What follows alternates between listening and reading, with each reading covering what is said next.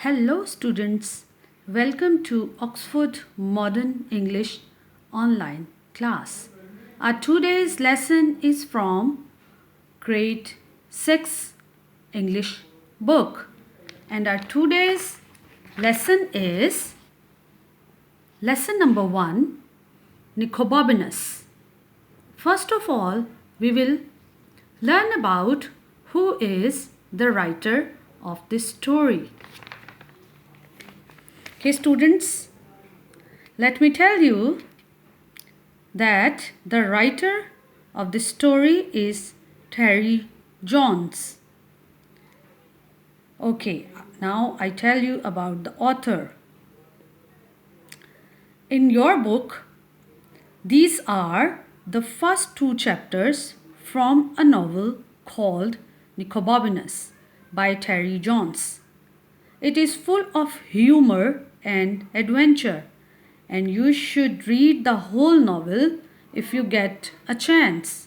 Besides writing books and poems, Terry Jones is a comedian, screenwriter, actor, director, and historian. Students, before we start the reading of the story, we will read some difficult words and the meanings of these difficult words. The first word is daft. It means silly. The second word is jerkin, a sleeveless jacket typically made of leather. Roller, a heavy cylindrical stone used to flatten grass. Shutters, wooden window covers. Squirm, to wriggle or twist the body from side to side. Weed, to pull up wild plants growing in unwanted places. Okay students, let's start chapter 1.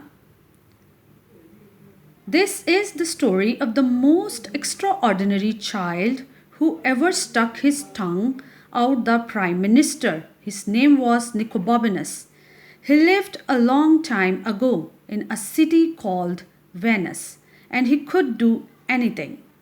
Of course, not everybody knew he could do anything. In fact, only his best friend, Rosie, knew, and nobody took any notice of anything Rosie said because she was always having wild ideas anyway.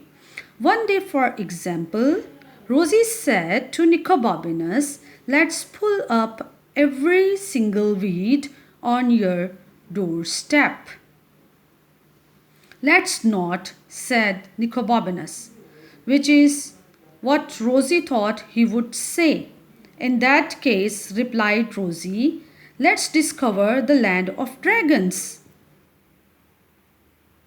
"Don't be daft," said Nicobobinus. "How can we do that?"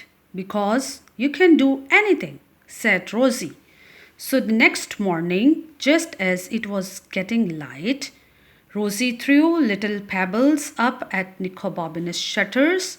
Nicobobinus was still half asleep when he looked out. "What's the matter, Rosie?" he asked. "Shh," whispered Rosie. "I've got the buns and the lemonade." "What for?" asked Nicobobinus.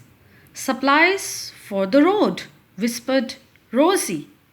"Where are we going?" asked Nicobobinus. "We are going to find the land of dragons," whispered Rosie. "Don't you remember?" "Oh, I thought you might have forgotten about that," said Nicobobinus. "No fear," said Rosie. "It's one of the best ideas I've ever had." "What about the weeding?"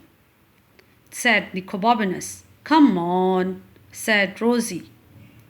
So they set off through the early morning town.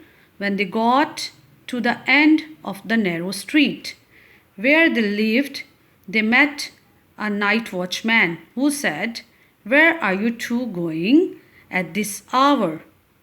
We are going to look for the land of dragons, said Nicobobinus.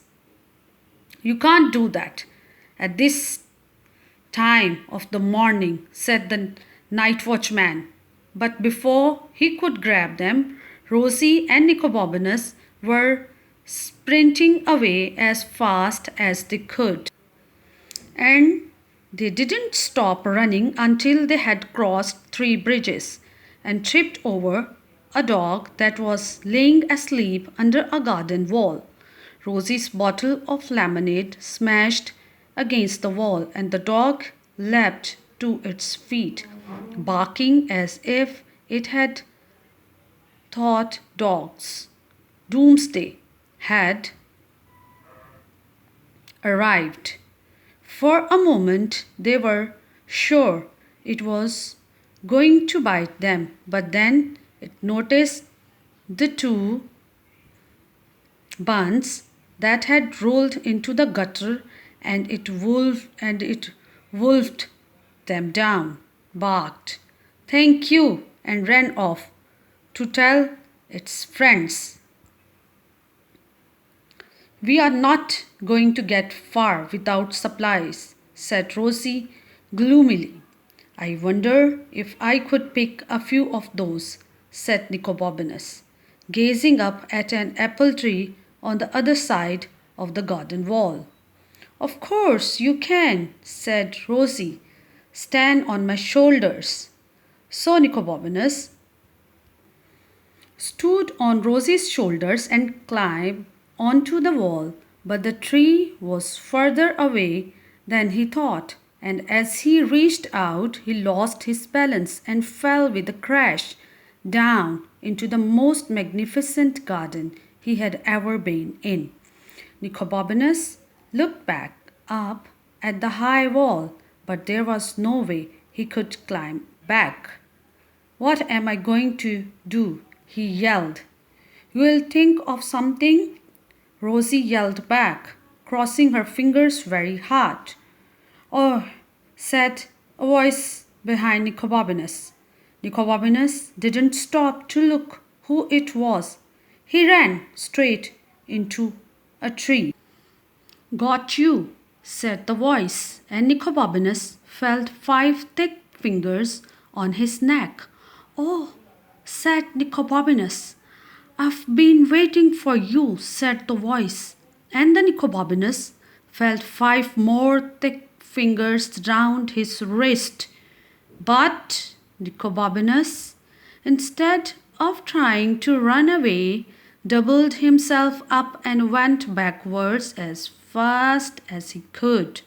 So the man's legs were knocked from under him, and he landed in a pile of leaves. "Are you all right?" called Rosie. But she didn't hear any reply except for the man, who growled, "Just you wait, both of you." "Oh dear," said Rosie. "Sounds like trouble." And she was right. Okay, friends, our first chapter is finished. So, in the next video, you will find what happens in the chapter number 2.